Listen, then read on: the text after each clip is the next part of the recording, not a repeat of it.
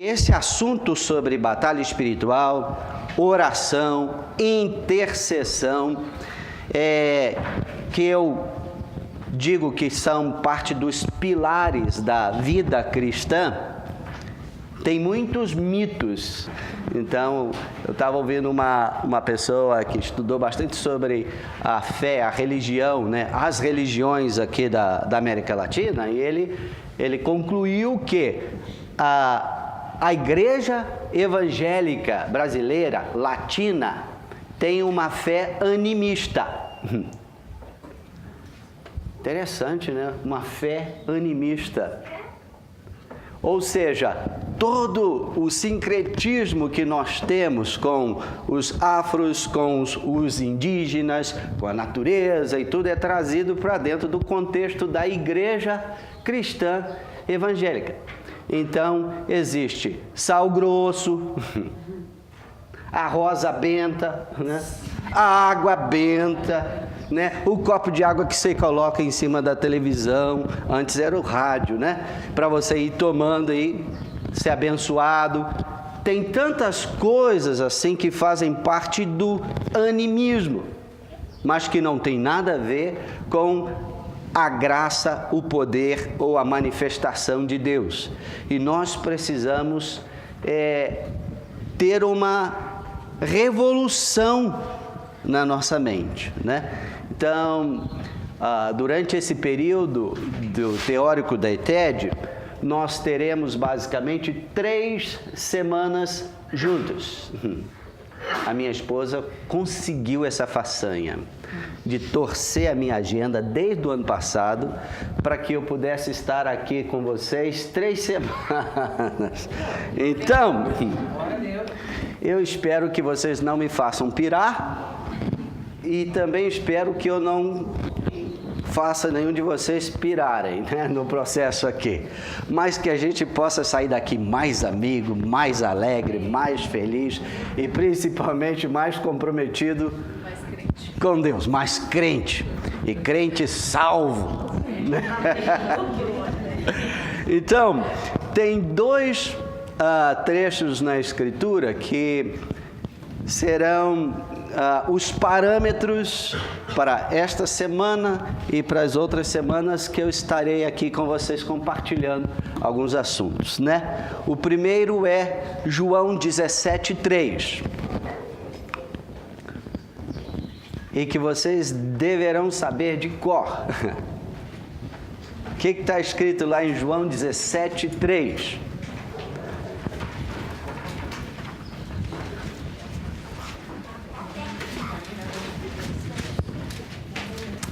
E a vida eterna é esta: que te conheçam a ti, o único Deus verdadeiro, e a Jesus Cristo a quem tu enviaste. É isso que está escrito aí? Então, a vida eterna, ela é estabelecida em cima do conhecimento de Deus, não simplesmente um conhecimento teórico, mas um conhecimento de relacionamento. Então, se nós conhecemos a Deus, vamos ter relacionamento com Ele. Então, João 17:3 serve como parâmetro, como alicerce, como base para qualquer conclusão que você pode chegar a respeito de Deus, da pessoa de Deus, dos caminhos de Deus, do caráter de Deus. Então, qualquer teologia, seja sistemática ou não, a teologia natural, né, a própria natureza, o conhecimento histórico que nós temos, tudo, qualquer informação sobre Deus tem que estar em harmonia com o caráter de Deus, com o básico que você conhece de Deus. E a coisa mais fundamental, mais básica que você conhece, o que nós conhecemos de Deus, é que Deus é amor. Deus é amor. Então, qualquer revelação sobre Deus tem que estar em harmonia com esse atributo básico da pessoa dele. Ele é amor. Agora, se nós não conhecemos, não temos o conceito correto do que vem a ser amor, então nós teremos também uma distorção sobre Deus como sendo amor. Aí já é outra coisa, tá? Então, isso nos força a correr atrás e querer buscar saber mais o que significa amor, né? Então, João 17:3. Então, vocês não devem esquecer isso. O outro texto é Romanos capítulo 12, 1 e 2, que vocês também deverão saber de cor. É fundamento para a nossa vida. Romanos 12, 1 e 2. Diz lá: rogo-vos, pois, irmãos, pelas misericórdias de Deus, que apresenteis o vosso corpo por sacrifício vivo, santo e agradável a Deus, que é o vosso culto. Quem está acompanhando aí? Racional. E não vos conformeis com este mundo, com este século, com o sistema operante, mas transformai-vos pela renovação da vossa mente, para que experimenteis qual seja a boa, agradável e perfeita vontade de Deus. Então, esses dois parâmetros estarão sendo as guarnições da estrada que nós vamos percorrer aqui, né? Então, de um lado, o conhecimento de Deus. Todas as coisas têm que estar em harmonia com isso. Do outro lado, o nosso empenho em amar a Deus com entendimento, servir a Deus com entendimento, participar da vida de Deus com entendimento. Aí tem nosso empenho nesse contexto. Qual é o sinônimo de santidade? Eu sei que vocês não vão responder isso, mas vou perguntar assim mesmo. Já pensou nisso? Pureza. Pureza está dentro do contexto. Separado. Isso é definição, né? Quando você analisa a Bíblia, tem dois atributos do caráter de Deus que estão sempre em evidência. E alguns são proclamados assim até 3 vezes, né? Santo, santo, santo. Qual o outro atributo mais visível que a Bíblia fala sobre Deus? Vocês já até responderam aqui. Deus é amor. Então, o sinônimo para santidade é amor. Isso já começa a complicar um pouquinho o conceito, né? O que é ser santo e o que é amor. Deus não é mais amor do que Ele é santo. Deus não é mais santo do que Ele é amor. Então, santidade e amor andam juntinhos, agarradinhos. Isso desafia-nos a pensar um pouco mais abaixo da superfície sobre esses dois conceitos ou esses dois atributos da pessoa, do caráter de Deus, que precisa ser desenvolvido em nós também. Santidade e amor. Agora, no contexto religioso, santidade é mais sacrifício do que vida.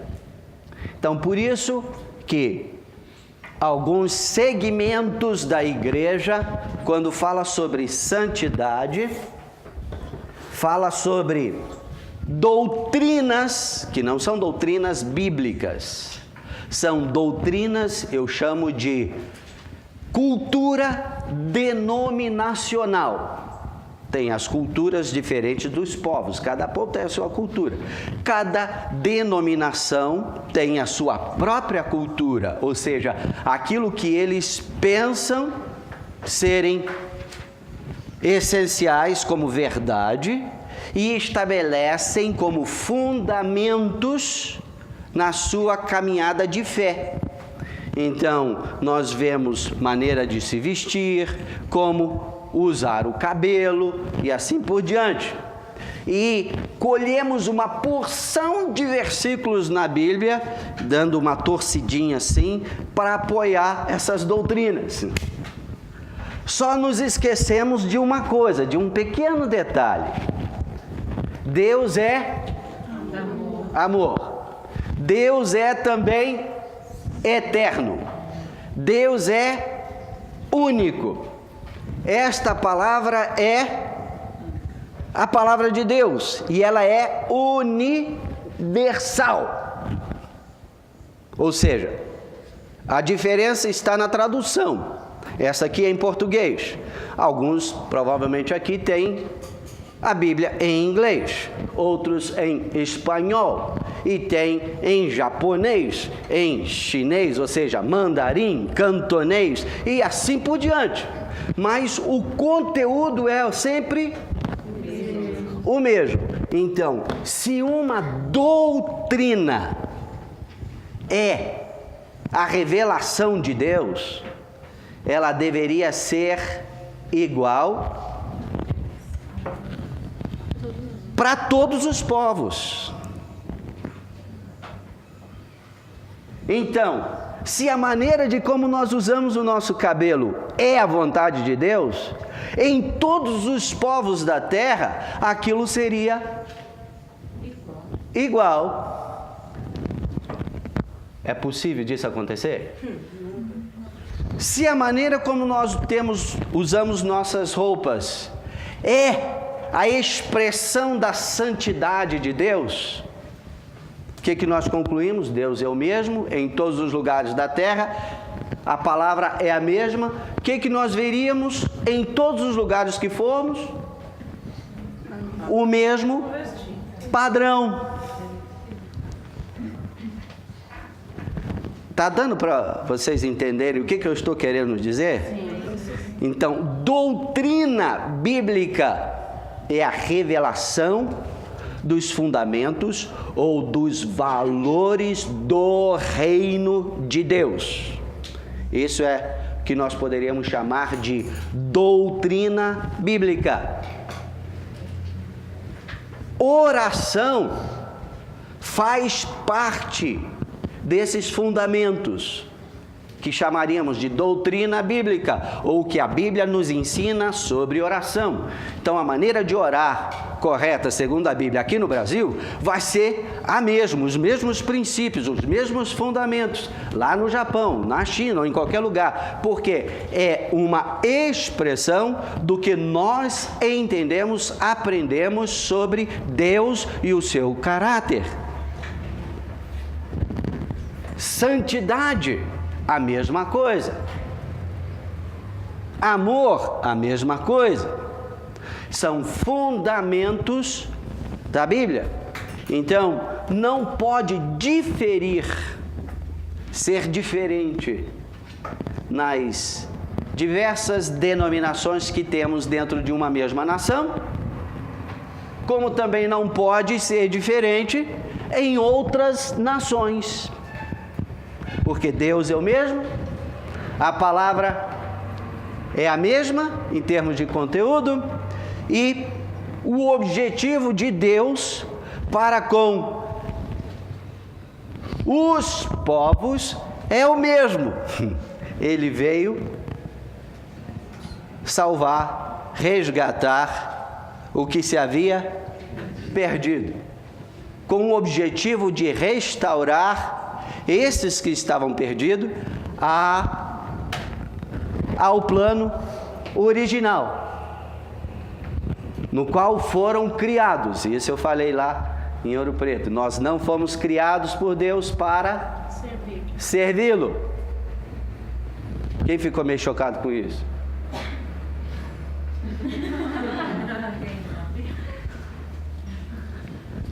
Mas vocês entenderam o argumento? Amém. Se Deus nos criou para servi-lo, quem tem a capacidade ou o poder de dizer, não vou te servir? E Deus, tá bom. O que eu vou fazer?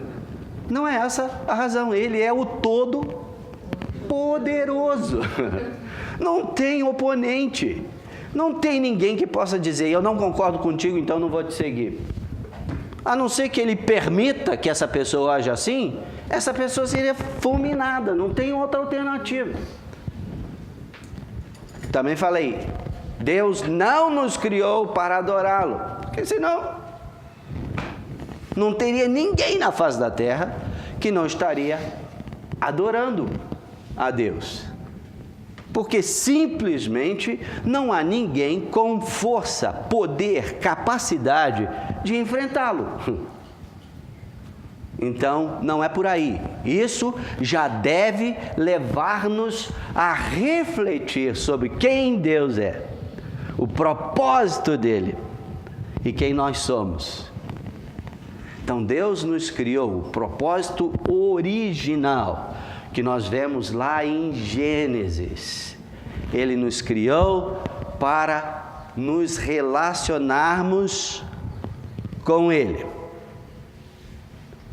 Isso é fundamento. Agora, relacionamento só é possível quando ele é de livre e espontânea vontade. Você não pode, você não tem como forçar ninguém a se relacionar com você. Você pode manipular, pode comprar, ameaçar, mas o que você vai ter como resultado é um relacionamento superficial, onde não existe confiança. Existe sim aquela índole, aquela intenção de manipular e de se beneficiar de algo que a outra pessoa está ali trazendo. Uma vez que isto já não é mais conveniente, como acontece em muitos casamentos, eu não a amo mais. Eu não o amo mais.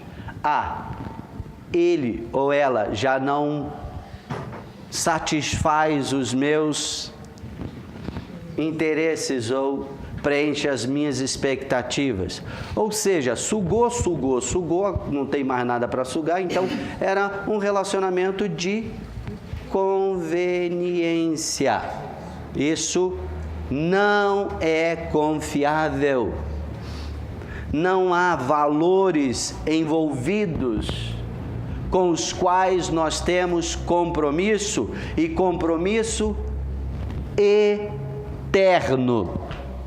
Então, Deus nos criou para relacionamento, e se Ele nos criou para relacionamento, Ele precisaria nos dotar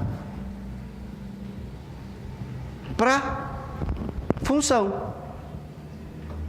Em outras palavras, relacionamento, amor, só é possível entre seres que tenham livre-arbítrio, que podem escolher. Em outras palavras, que são capazes de amar. Só é possível através desses atributos. Então, por isso Deus nos fez conforme a sua imagem, conforme a sua semelhança. Então, de tudo tudo que foi criado por Deus,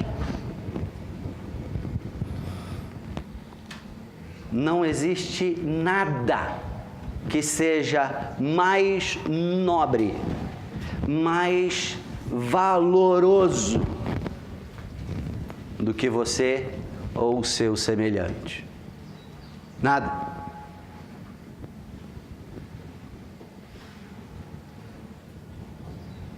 Imagem e semelhança de Deus.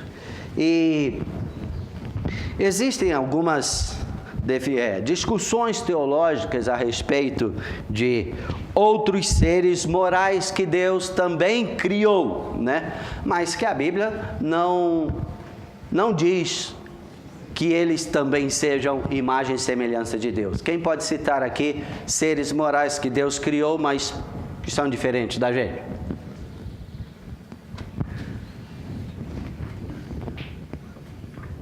Vamos lá, gente, falem. Anjos.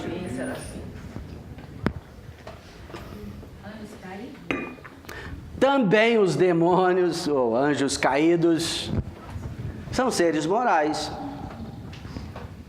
E por que a gente pode chegar a essa conclusão que os anjos caídos, ou demônios, são seres morais?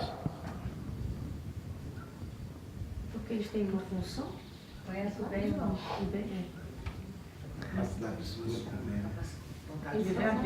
Qual que é a principal, né, a principal evidência que nos dá a entender que eles são seres morais? Estou falando dos anjos caídos. Escolheram se rebelar contra Deus. Então tem livre-arbítrio. Eles têm livre-arbítrio. Porque Deus não os criou para serem rebeldes. Se Deus os criara para serem rebeldes, não precisaria do inferno. Correto? Com razão. Então eles escolheram. Mas eles são diferentes da gente.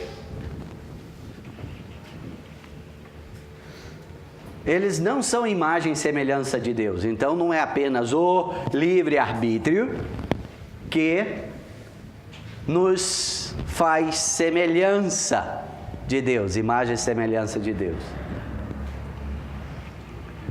Também não é a inteligência, porque eles são seres inteligentes, como nós também somos seres inteligentes. Então está faltando uma outra particularidade aí que é extremamente importante e difere de tudo mais que Deus criou, que é o quê?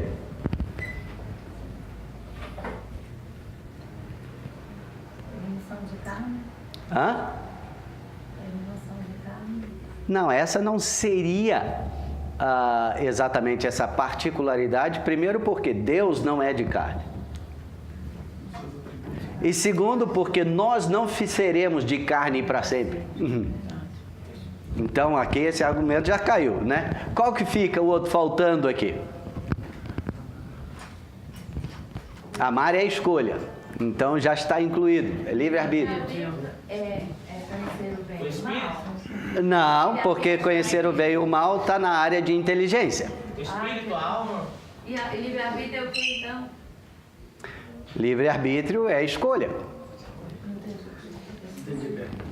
Então tá, vamos repetir a pergunta. Nós sabemos que os seres que Deus criou, que são diferentes da gente, são seres morais também.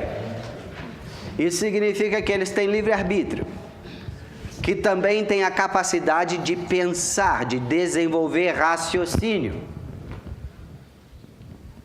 Mas eles não são, pelo menos aqui na Bíblia, revelados na Bíblia, como sendo imagem e semelhança de Deus. Somente nós façamos o homem conforme a nossa imagem, conforme a nossa semelhança.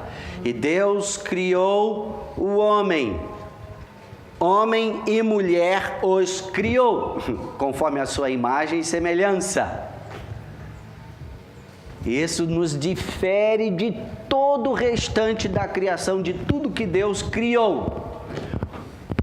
O que é que nós temos que os anjos não têm, que os anjos caídos também não têm, e que nos assemelha a Deus? Imagem e semelhança. Pois é, mas o que é que faz isso? Atributos comunicados de Deus. É amor.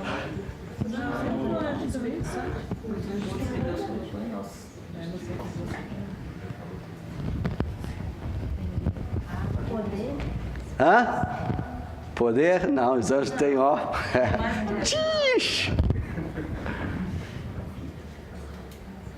Os universitários aí, gente, dá uma força. Amor, santidade é a escolha, está dentro do contexto de livre-arbítrio. Então não é isso?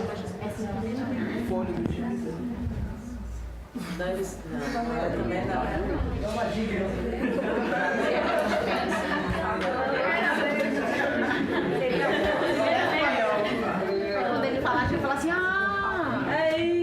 tá, então vamos raciocinar. Alguém tem uma luz aí no fim do túnel para apresentar para essa turma?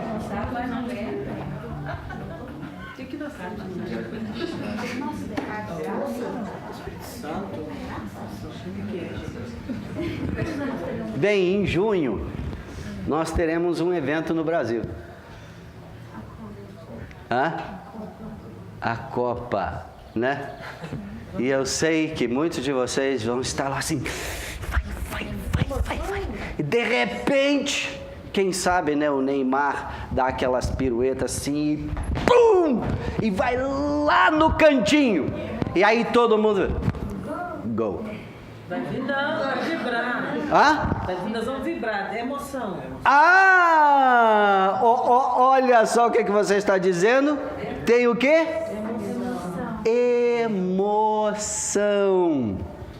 Sentimentos.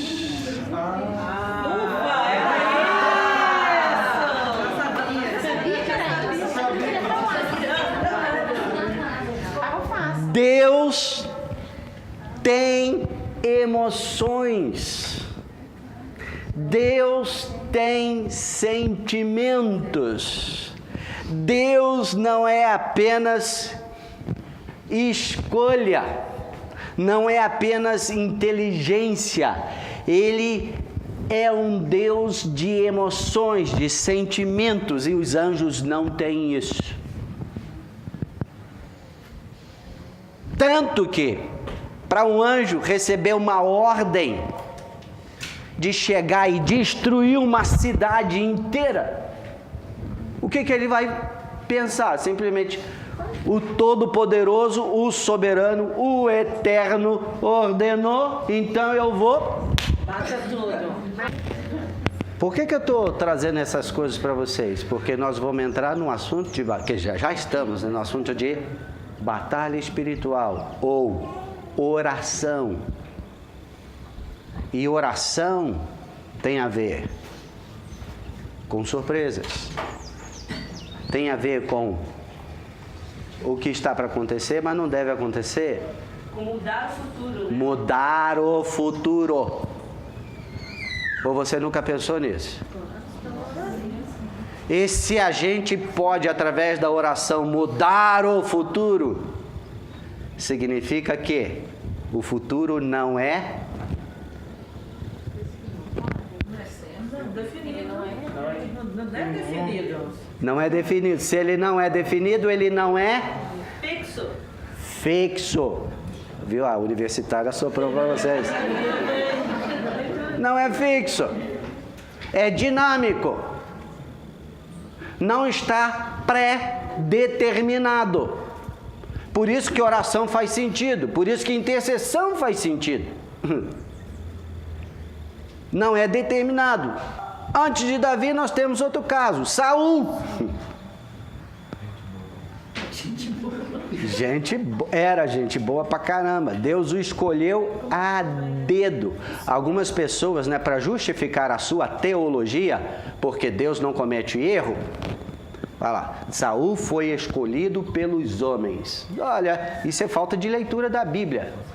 Porque se você lê a Bíblia, a história de Saul, desde que ele entra no cenário, com a perda, né, o sumiço das jumentas, né, do seu pai, que ele saiu atrás, e aí Deus já tinha falado para Samuel, olha, eu vou forçar a barra, criar circunstância para que um sujeito te procure aqui.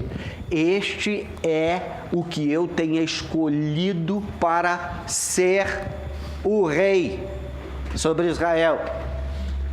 Deus deu uma porção de evidências e todas elas se cumpriram. O cara era o melhor que tinha em todo Israel. Deus investiu pesado na vida dele, preparando-o para ser rei, preparando-o para ser guerreiro. E tudo estava indo direitinho, certinho. De repente, o sujeito virou a casaca. É muito perigoso esse negócio de poder e glória. Por isso que Jesus falou para os seus discípulos, ensinando-os a orar: não nos deixes cair em tentação, mas livra-nos do mal, pois teu é o reino, o poder e a glória. Líderes caem quando cobiçam para si, tomam posse daquilo que é de Deus, o reino, o poder e a glória. Foi o que aconteceu com Saul. Ele errou? Errou. Deus perdoou? Perdoou. Ele continua errando? Continua errando. Aí de repente Deus já estava o quê? Surpreso. Como alguém poderia mudar tão rápido? E ele, conversando com o seu amigo Samuel, ele diz: arrependo-me de ter constituído Saul rei, pois deixou de me seguir e executar as minhas palavras. Mais claro do que isso, gente? Arrependo-me de ter constituído Saul rei. Por quê? Deixou.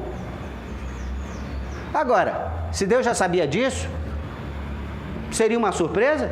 Não. Não, seria simplesmente o esperado.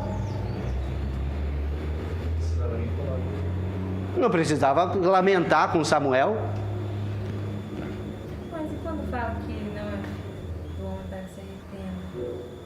É verdade, ele não é homem para que minta, nem filho do homem para que se arrependa das coisas que estão diretamente centradas nele.